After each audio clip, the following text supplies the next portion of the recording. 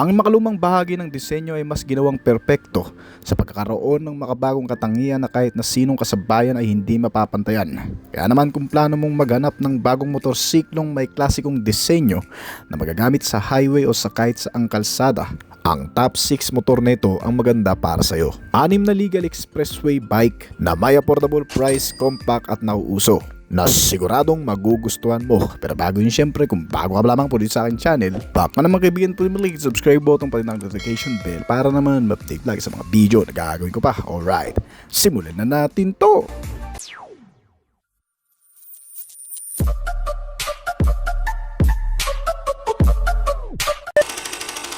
Ang Ace Scrambler 400. Isa sa mga aim ng motor na ito ay ang magkaroon ng panibagong pagpipilian ng mga rider na isang klase ng commuter na may retro styling, kasamang mas mataas na performance na walang pinipiling kalsada. Ito man ay service road o expressway, ang Ace Scrambler ang perpekto para sa lahat ng iyong lakad.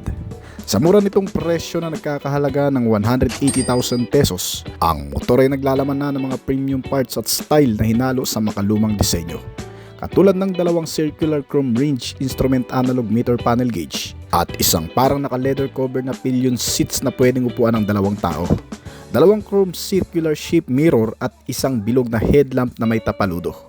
Ang maganda pa dito sa motor ay naia-adjust din ang rear suspension na nagpapaganda naman ng stability at nagpapatibay ng pundasyon sa mababang ground level. Ang Ace Scramble ay pinapagana ng oil-cooled 400cc na displacement engine na may kasamang 4-stroke single-cylinder, 4-valve single overhead cam at karugtong ng 5-speed manual transmission na may kakayahang magpalabas ng maximum output na 27 horsepower at 31 Nm ng torque. Ang fuel supply system nito ay carburetor at may nagagawang bilis na umaabot sa 150 km/h. Ang fuel tank capacity nito ay nasa 3.5 gallons o 13 liters na may fuel consumption rate na 20 to 22 km/L. Ang Scramble 400 ay may front suspension na inverted telescopic fork at dual hydraulic shock sa rear suspension. Ang sukat ng mga gulong sa harap ay 19-inch samantalang 18-inch naman sa likuran. Kung pag-uusapan ng safety features, ito ay nilagyan ng front brake disc at drum brake sa likod. Tumitimbang itong motorsiklo ng hanggang sa 151 kg at may taas na ground clearance na 160 mm. Nagkakahalaga sa estimated price na 180,000 pesos lamang. Ang Bristol BR400i. Isa pang retro bike na pang express pero mura lang ang Bristol BR400i. Ay din disenyo para sa mas malayang pagsakay, ngunit may kaakibat na mas maraming responsibilidad. Ang motor na ito ay mas moderno sa mura lang nitong presyo. Isang cafe racer bike na pinapagana ng 400cc na displacement capacity na may kasamang 4-stroke, 4-valves single overhead cam at oil-cooled na cooling system. Fuel injected type na fuel supply at nagbibigay ng magandang performance lalo na sa mga highway. At ang makina nitong classic bike ay karugtong ng isang 5-speed manual na transmission na gumagawa ng 28 horsepower at 33 Nm ng torque. At meron itong nakalistang bilis na umaabot sa 140 km/h. Itong expressway legal bike na ito ay nilagyan ng moderno at mas premium na amenity, kabilang ang dalawang analog type meter panel gauge na napapalibutan din ng chrome range, muscular fuel tank with stainless sheet at chrome fuel lid cap, from circular headlamp na LED type at mga indicator turn signal lamp na LED type din. Nilagyan na rin itong motor ng dalawang stainless steel exhaust pipe catalytic at naka Euro 4 compliance na rin. Kaya kung susumamuin ay hindi ka naman natalos sa pagkakaroon ng Bristol BR400i. Dahil bukod sa mga bagay na yan ay panalo rin itong motor sa mga safety features. Ang front brake nito ay may dalawang disc brake at single disc naman sa likuran, na sinamahan pa ng dual channel anti-lock braking system na nagpiprevent sa pagka-skid ng mga gulong nito sa oras ng mga emergency braking o yung mga biglaang preno. Ang bawat gulong na may sukat na 17-inch sa harap at likod ay sinusuportahan naman ng magagandang suspensions na inverted telescopic fork sa front at swing arm na may dalawang shock absorber naman sa likuran at may kasamang coil spring. 13 liters ang fuel tank capacity nito, ngunit may katipiran na rin. Nag-range sa estimated price na 238,000 pesos lamang sa kasalukuyan itong Bristol BR400i. Bristol Classic 400i. Isang kombinasyon ng mahusay na tindig, traditional na style kasama ang mga modernong amenities. Ang Bristol Classic 400i ay ang kapatid ni BR400i na may parehong specs at features pati sa external na disenyo. Ngunit ang ilang bahagi ng forma ng motor na ito ay ginagawang mas cruiser ang estilo kumpara sa BR400, kasama ang pillion seats nito na naiiba dito. Ang ilan sa mga modernong kagamitan ng Classic 400i ay ang isang pares ng circular analog gauge na nagpapakita ng fuel level, odometer, trip meter at neutral indicator para sa pagmamaneho. Habang ang naka-naked handlebar ay nakataas gamit ang inverted telescopic fork sa suspensions, na kung saan nakakabit ang aluminum gauge at ang chrome stripe sa buong gas tank. Ang nagpapagana sa Classic 400i ay ang isang oil-cooled na may single overhead cam 400cc engine system na may 4 na stroke at isang silindro. Gumagawa ito ng 28 horsepower at 33 Nm ng torque sa pamamagitan ng isang 5-speed manual transmission nito. Fuel injected type na rin ang fuel supply system ng motor na ito na may kasamang Euro 4 compliance. Gumagawa ito ng bilis na umaabot ng 140 km/h at fuel tank capacity na 15 liters na may katipiran rin sa konsumo. Nag-rate sa 20 km/L ang nasasayang na gasolina nito.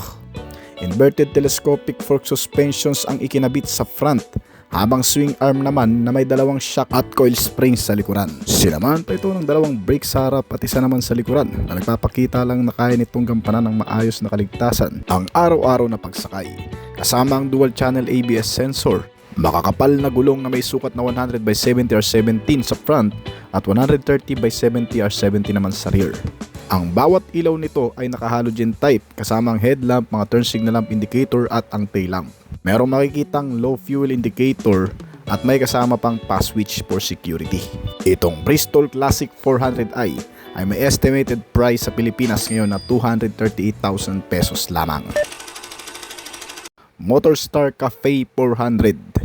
Isa sa pinakamurang classic big bike sa listahan natin ay ang Motorstar Cafe 400.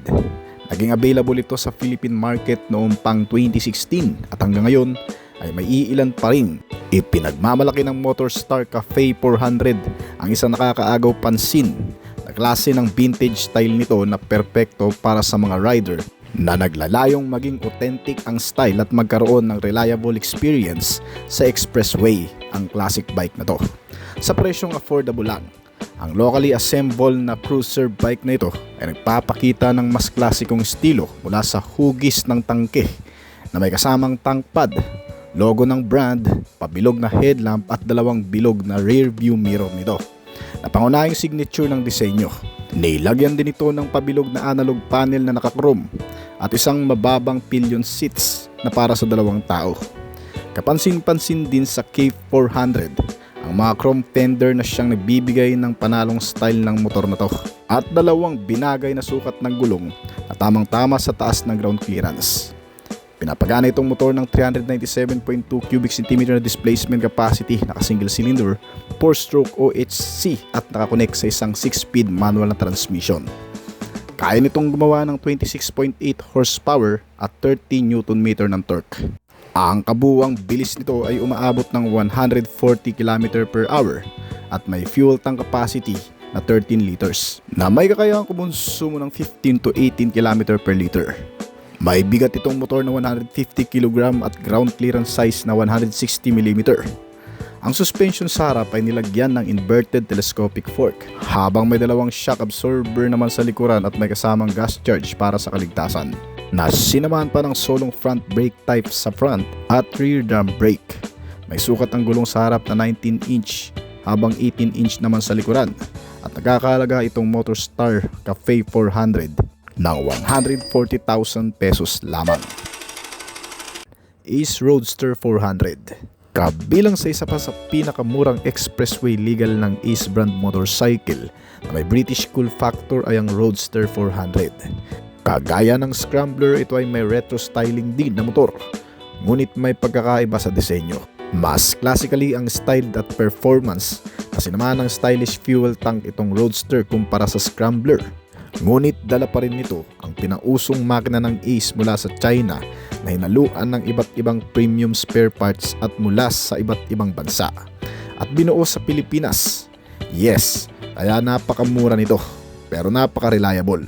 Ang Legal Expressway na retro bike na ito ay nilagyan din ng mga premium na gamit, kabilang ang parang naka-leather cover na seats, dalawang bilog na analog meter panel gauge na may chrome ridge at isang bilog na headlamp na may nakapalibot ding chrome garnish.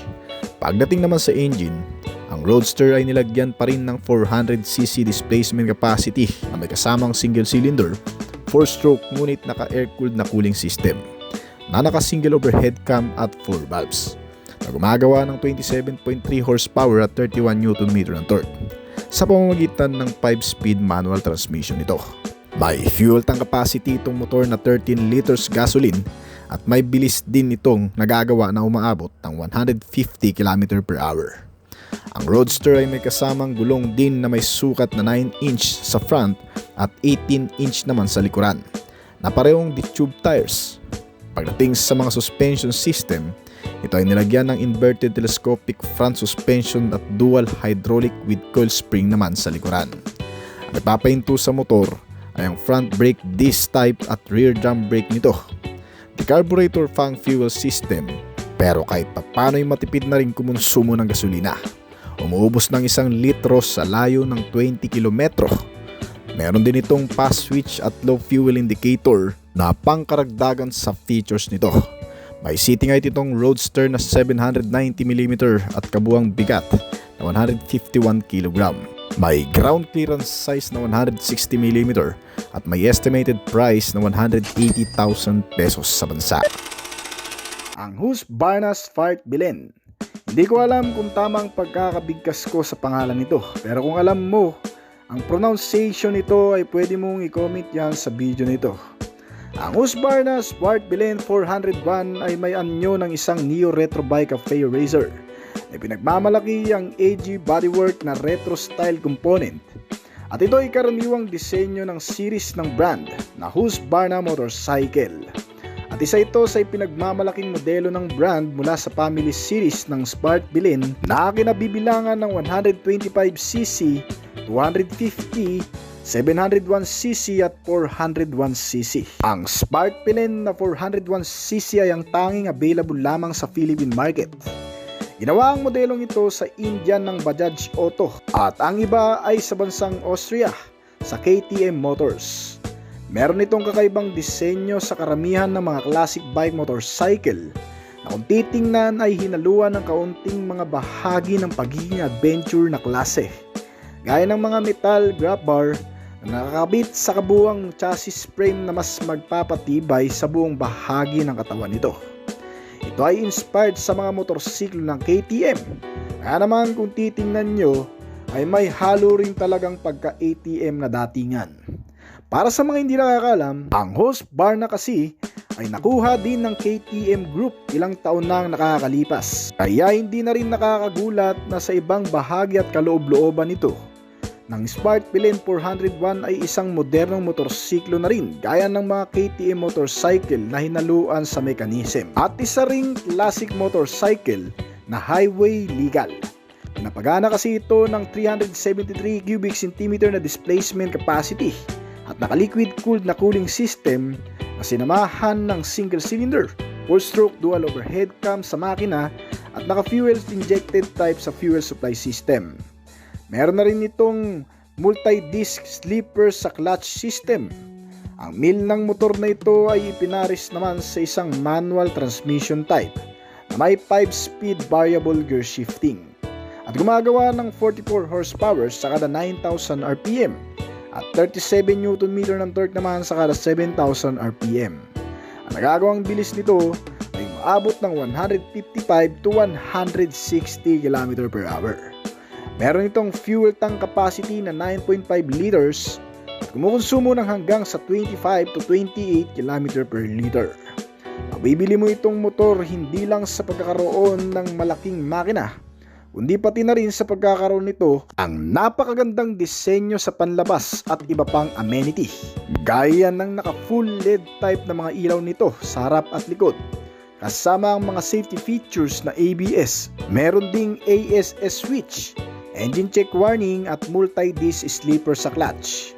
Meron itong tatlong klaseng driving mode system. Gaya ng unang driving mode na tinatawag na street para sa city ride. Ang pangalawa ay tinatawag na road para naman sa long ride at highway. At ang pangatlo ay tinatawag na sport driving mode naman para sa racing. Ang instrument panel din itong motor ay naka-digital na, kaya malinaw at mas madaling maintindihan ng mga beginner. Pagdating sa braking system, ang front at rear brake nito ay parehong mga naka-disc type. Bukod sa talagang makakapit, ito rin ay sinusuportahan ng isang safety features na anti-lock braking system. Sinamahan din ito ng dual step na seat type na may chassis frame na gawa sa metal. Meron din itong upside down na telescopic fork suspension at naka-monoshock naman para sa rear suspension nito. Sinamahan pa ng malalagkit na klase ng gulong na naka-tubeless at may kabuuang sukat na 110 by 70 or 17 sa front at 115 by 60 or 70 naman para sa rear. May sukat ang seating height nito na 83.5 cm at kayang upuan ng hanggang sa 5'5" ang height. At may ground clearance size ito na 14.5 cm. Tumitimbang naman ng kabuuang bigat nito ng 152 kg. Nagkakalaga sa bansa ng 295,000 pesos lamang. Sa presyo na yan ay magkakaroon ka na ng isang magandang classic bike na futuristic pa at pwede pa sa highway. So kung nagustuhan nyo yung topic natin ngayon, baka pwedeng pa-click ng like button at pa-comment na rin ang opinion nyo sa ibaba ng video na ito. Bago po tayo magtapos ay nais ko po munang magpasalamat sa mga patuloy na sumusuporta at tumatangkilik at nagabang palagi sa mga video na ina-upload natin dito sa ating channel. Maraming salamat po at shoutout po sa inyo.